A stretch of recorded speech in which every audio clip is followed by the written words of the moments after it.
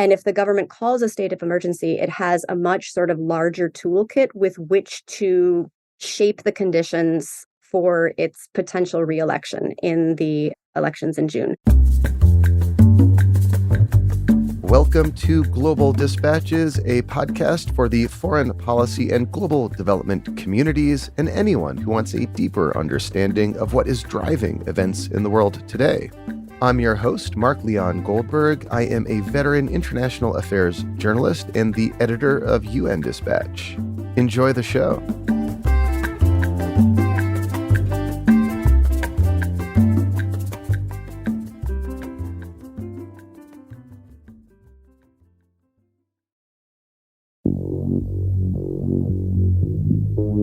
On November 13th, 6 people were killed in a bombing in Istanbul, which the government of Turkey blamed on a Kurdish militant group based in Syria.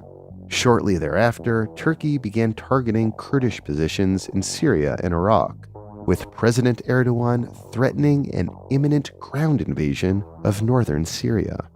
This escalating conflict comes amid a profound shift in Turkey's relationships with other countries in the region, and, according to my guest today, can be partly explained by domestic politics within Turkey. Lisel Hintz is an assistant professor of international relations at the Johns Hopkins School of Advanced International Studies. We kick off discussing what we know about the November 13th attack and the Turkish government's attempt to control the narrative. We then have a broader conversation about how this crisis is informed by recent changes in Turkey's foreign policy. This includes a warming of relations with former regional adversaries like Egypt, the UAE, Saudi Arabia, and Syria. Lisel Hintz also explains the domestic political considerations that may be driving Erdogan's decisions on the use of force in Syria ahead of elections in Turkey next year. This is an evolving situation at time of recording. Turkey had not yet invaded, though my guest Lisel Hintz believes it's only a matter of time, as she explains in this episode. And of course, whatever happens, this conversation will give you the context you need to understand events as they unfold in the coming days, weeks, and months. I do have one announcement before we start, not the best news. So regular listeners will recall that this summer I announced that the podcast had received a grant from Building a Stronger Future, Inc., the family foundation of Sam Bankman-Fried. In case you are unaware, Sam Bankman-Fried is the founder of the FTX cryptocurrency exchange and professed effective altruist whose company declared bankruptcy in November. Needless to say, the grant, which was to be for 3 years, will not be extended. The show will keep on keeping on, but we now need the support of our dedicated audience. There are 2 ways you can support the show. If you're listening to me right now on Apple Podcasts, which is most of you, you can become a paying subscriber with a few taps of your finger. Alternatively, you can visit patreon.com/globaldispatches and sign up for a premium subscription. In both cases, you will unlock access to our entire archive featuring hundreds of episodes. You will also be helping to ensure that the show continues to thrive for the long term. So please do take a moment to support our work by subscribing on Apple Podcasts or signing up on patreon.com/globaldispatches. And if you sign up on Patreon as an added bonus, I will gladly send you a sticker in the mail. Thank you so much. I wasn't expecting to lean into the audience for support, but here we are. Thank you. Now here is my conversation with Lisel Hintz of the Johns Hopkins School for Advanced International Studies.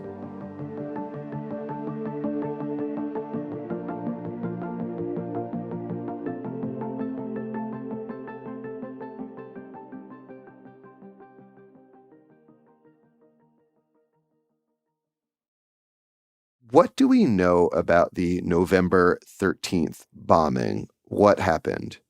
Oh, probably not enough in terms of what we would like to know. So we know that a bomb went off on November 13th in a crowded section of Istanbul, in Istiklal, which is a main shopping thoroughfare. We know that 6 people were killed.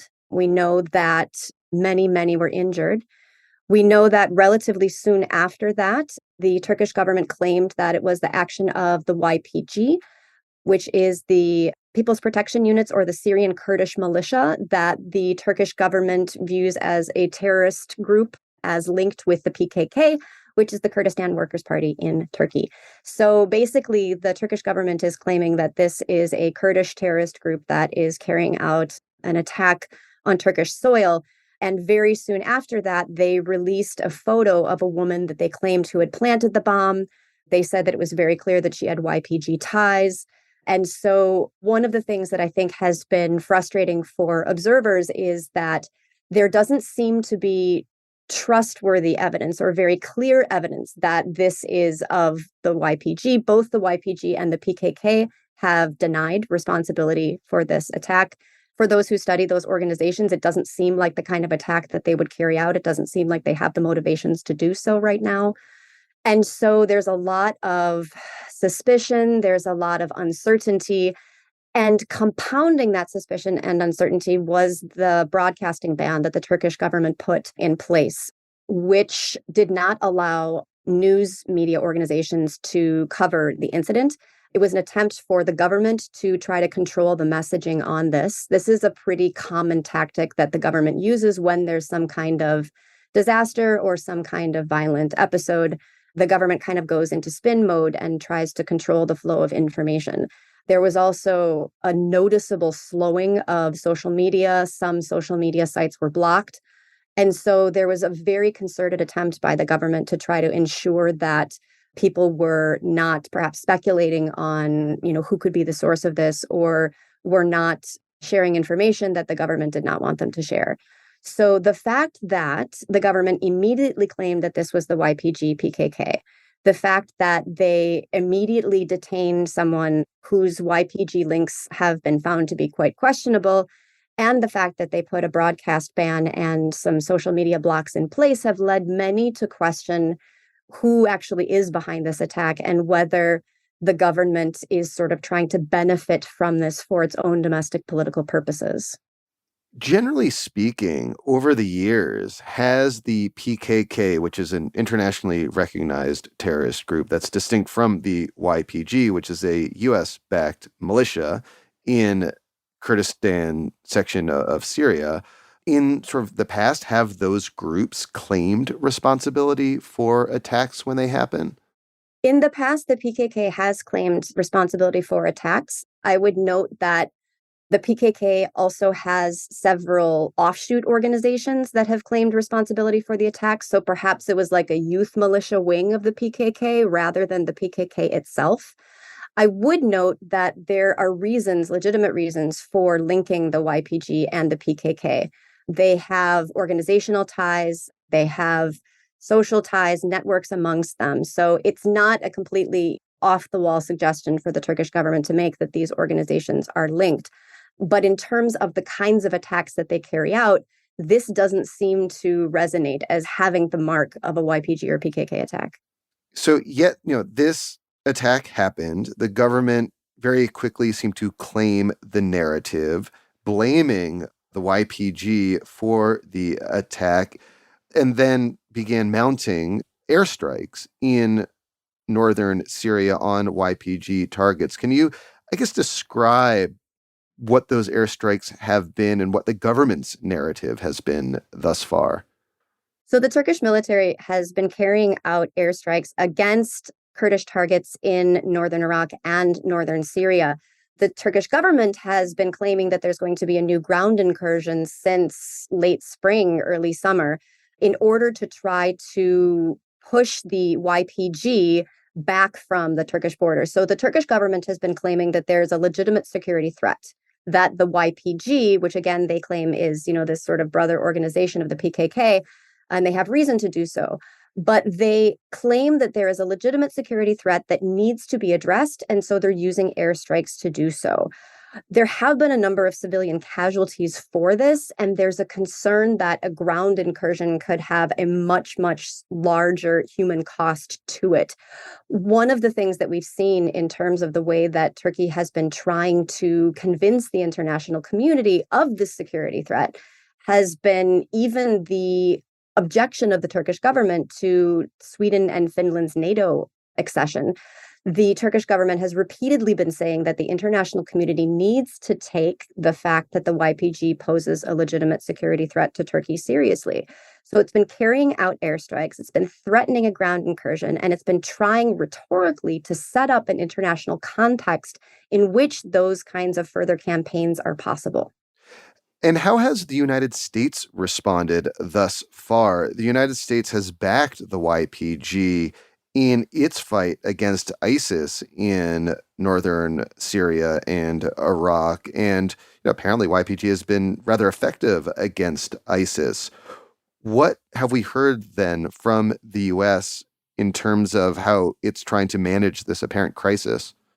The US is in a difficult position and it's put itself in a really difficult position. The decision to arm the YPG as part of a broader Syrian Democratic Forces fighting unit that could fight ISIS in order to avoid US boots on the ground to do so was a decision that the US government hoped was not going to anger Turkey to the point that it did.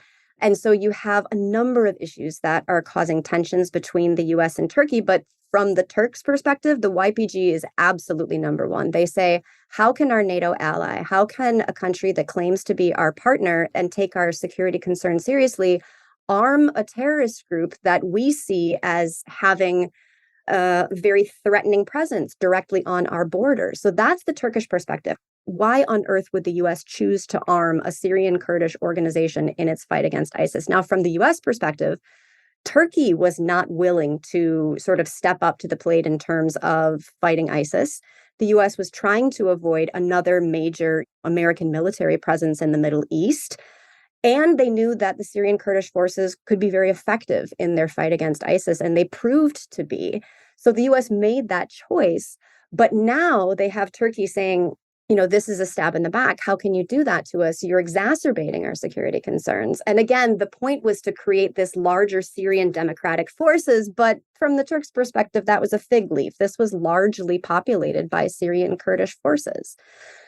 So the US, recognizing that the YPG has played a significant role in combating ISIS and, by the way, in maintaining the prisons in which ISIS fighters are currently housed, do not want to see them moved out of those border regions of Syria, do not want to see a further military incursion by Turkey. They've been very adamant that they have been concerned about a future incursion.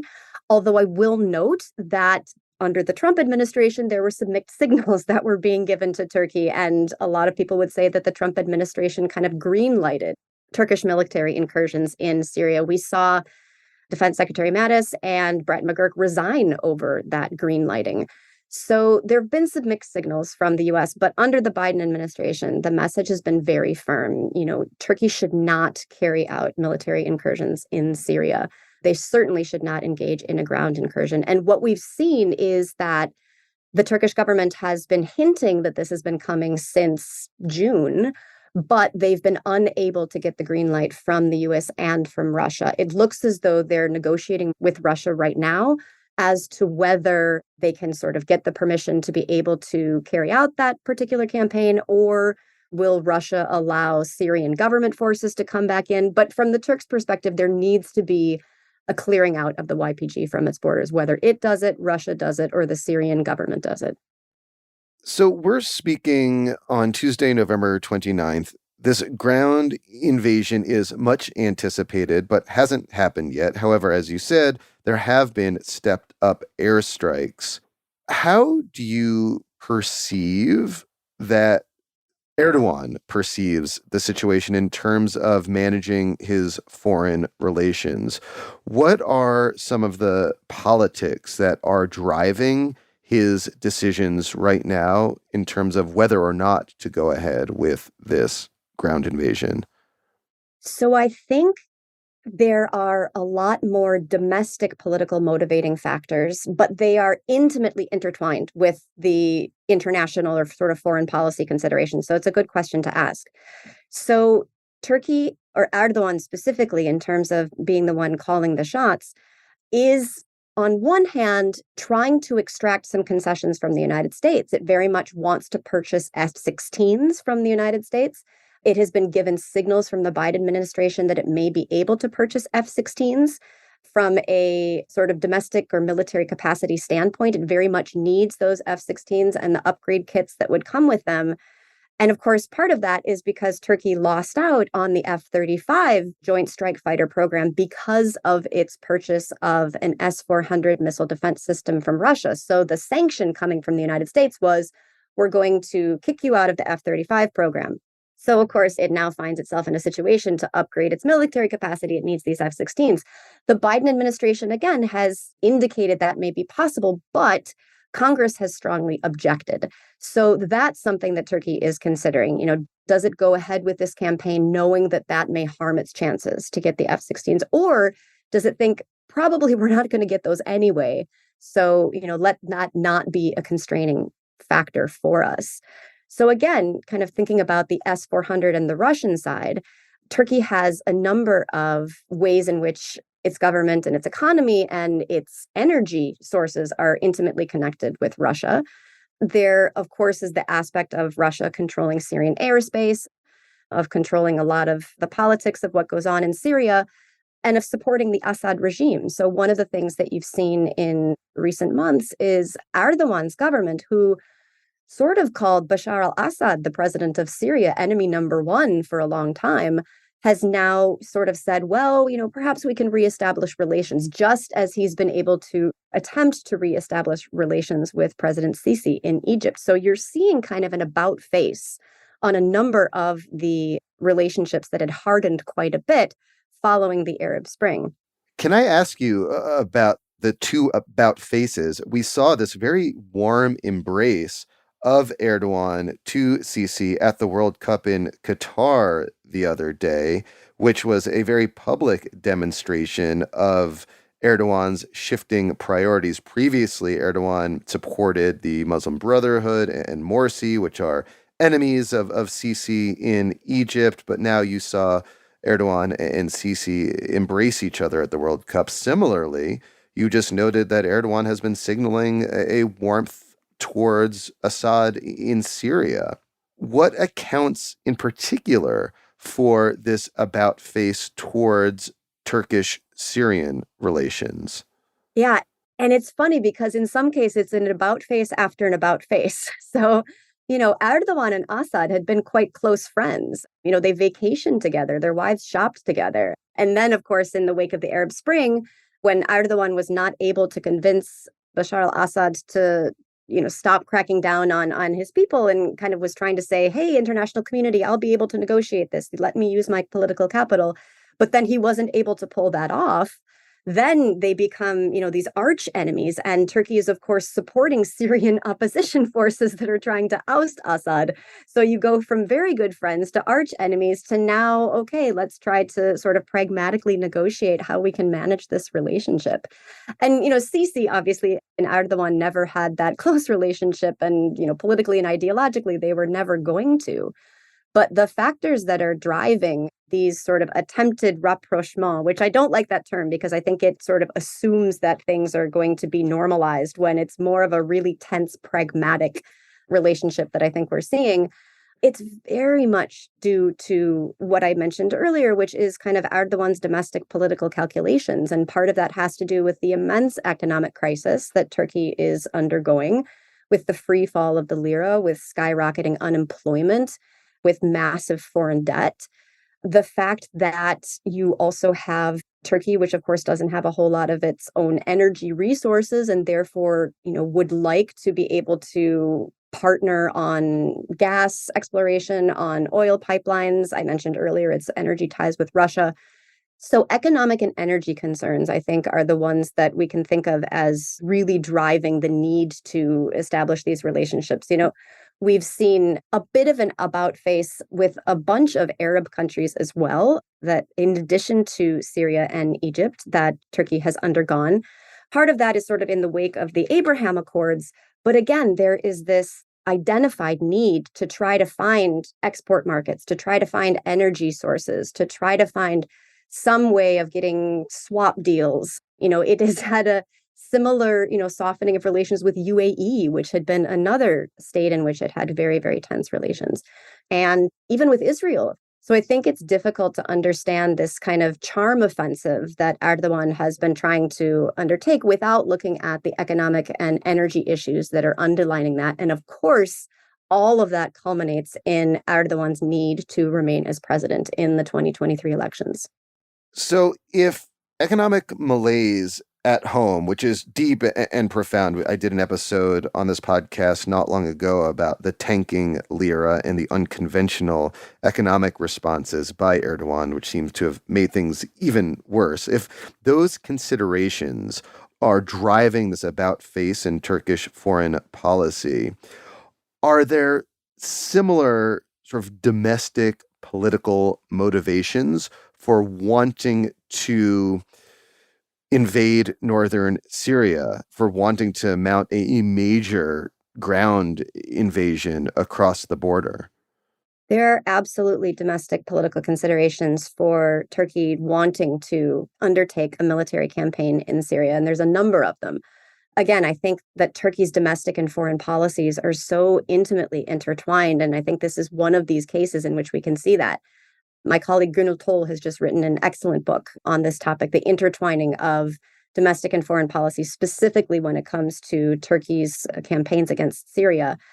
If we're thinking about what Erdogan may be able to gain from this kind of an incursion, I think we have to remember that he is extremely adept at turning crises into opportunities, in turning the 2016 coup attempt into a way to not only sort of rally around the flag and bolster national sentiment and create a lot of national unity, if relatively temporarily, but also to purge opponents from the military, from the civil service, from institutions that, could serve as positions for challenging him. Russia's invasion of Ukraine has turned into an opportunity for Turkey to position itself on the world stage as being able to broker a grain deal, as being a mediator, which of course is a very convenient position for Turkey to be in, because as mediator, you cannot choose sides between Ukraine and Russia. And that's exactly where Erdogan wanted to position Turkey. So when it comes to Syria, the Kurdish issue, of course, is one of the main issues that comes to the fore. When we're looking at elections in 2023, we see that his party and he, as the presidential candidate, are facing major challenges from the opposition, and that Kurds have previously played a very pivotal role, I would say, not even just important, but pivotal role in the opposition's ability to carry out victories at the polls. We saw that in the 2019 local elections, where Kurds were integral to the opposition's ability to not only win Istanbul, but win Istanbul twice in a rerun election that was forced because the government had the Supreme Electoral Board annul the previous election in an attempt to hold that seat. So Kurds are a key political player in Turkey. Now, the challenge for the Turkish opposition parties, and we have a group of 6 of them that have united to try to unseat Erdogan, is that not all of those parties can agree on the Kurdish issue, essentially. And amongst those parties, those 6 parties, there are nationalist parties that do not want to see Kurds as part of their cohort, as part of their alliance, that have campaigned on anti-Kurdish policies previously, that have voted to remove parliamentary immunity from Kurds. And so this is a really sort of tense and contentious issue in terms of how the opposition parties can reach out to Kurds. So what does that have to do with the potential for a military incursion in Syria?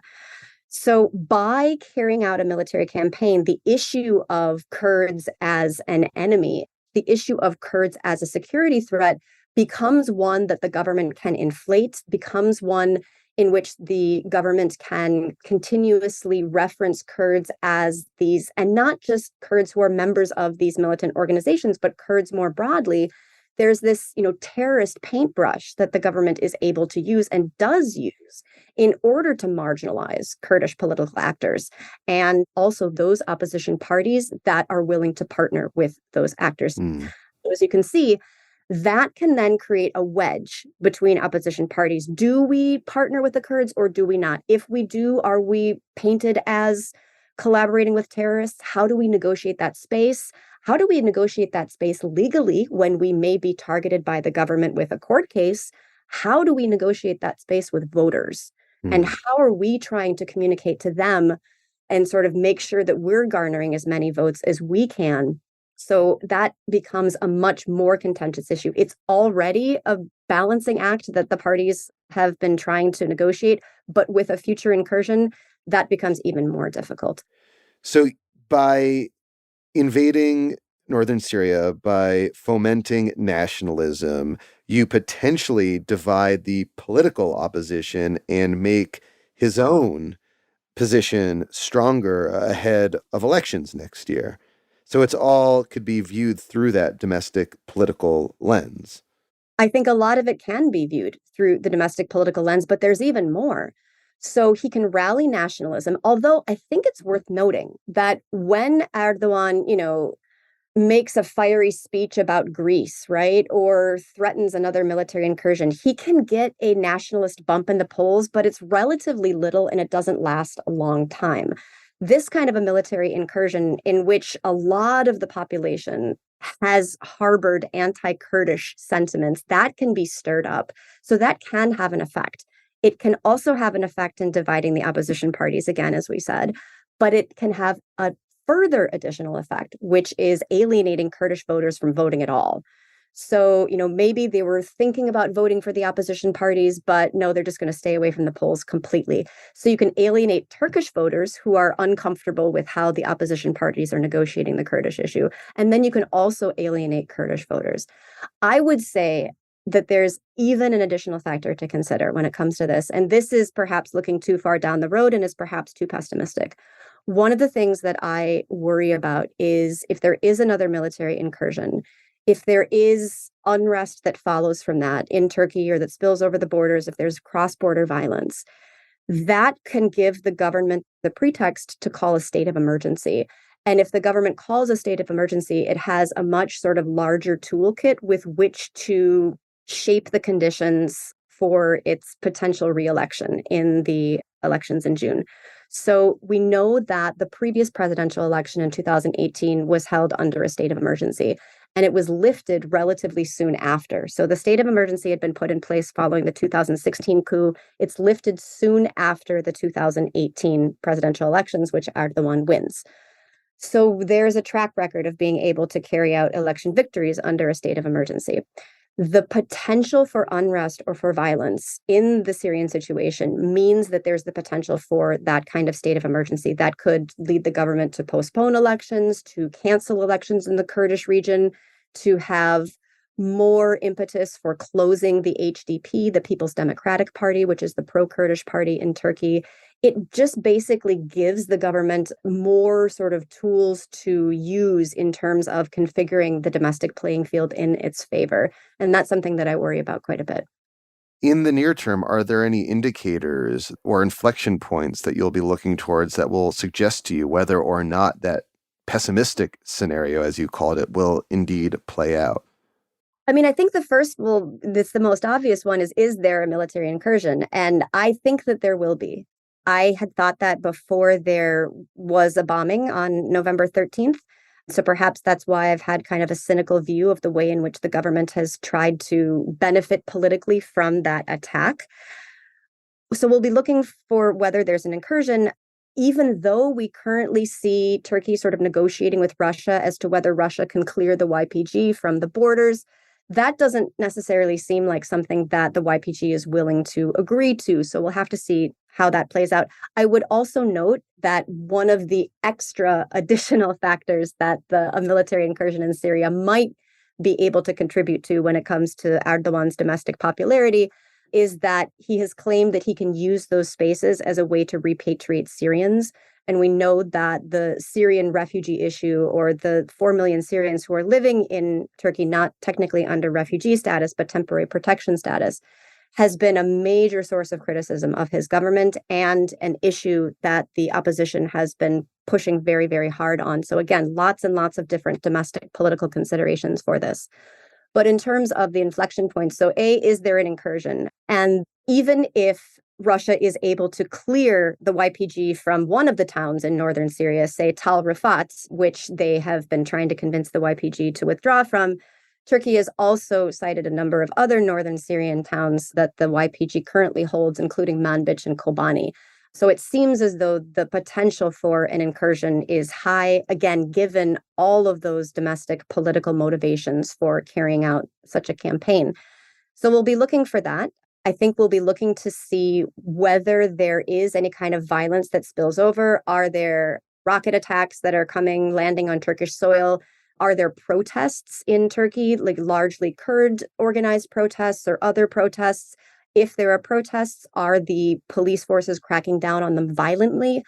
All of this is, I think, for a lot of Turkey observers, recalling 2015, which was the summer in which you saw the reignition of the war between the PKK and the Turkish government. There'd been a ceasefire that they'd been working on for several years, but that fell apart once the AKP had lost its parliamentary majority in the June 2015 elections. And the AKP is Erdogan's party. Yes, so the AKP, Erdogan's party, loses its parliamentary majority for the first time, and the pro-Kurdish People's Democratic Party actually is able to get quite a lot of members into parliament. So there's sort of political reasons for why that ceasefire breaks down. But what happens in the meantime over that summer is that there are a number of ISIS attacks. There are a number of Kurdish protests that are cracked down violently.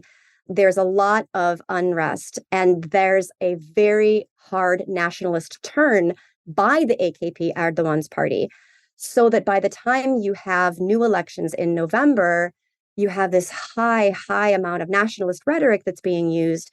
And Erdogan is both able to draw more votes for his party and is able to partner with another nationalist party. So all of that is to say, a lot of people are looking at the current situation with concern because of the amount of violence and the hard nationalist turn that occurred in Turkey, in Turkish politics in 2015.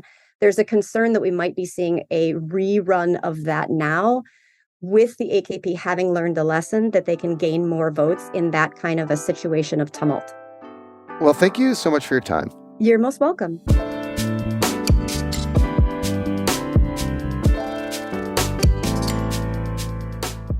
Thank you for listening to Global Dispatches. Our show is produced by me, Mark Leon Goldberg, and edited and mixed by Levi Sharp. If you have questions or comments, please email us using the contact button on globaldispatchespodcast.com. Before you go, do take a moment to show your support for the show by becoming a premium subscriber. If you're listening on Apple Podcasts, you can do so with a couple taps of your thumb. If you're listening elsewhere, you can go to patreon.com/globaldispatches.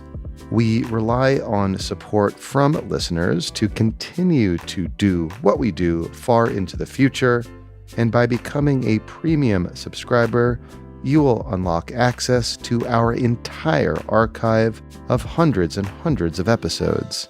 Please rate or review the show on Apple Podcasts.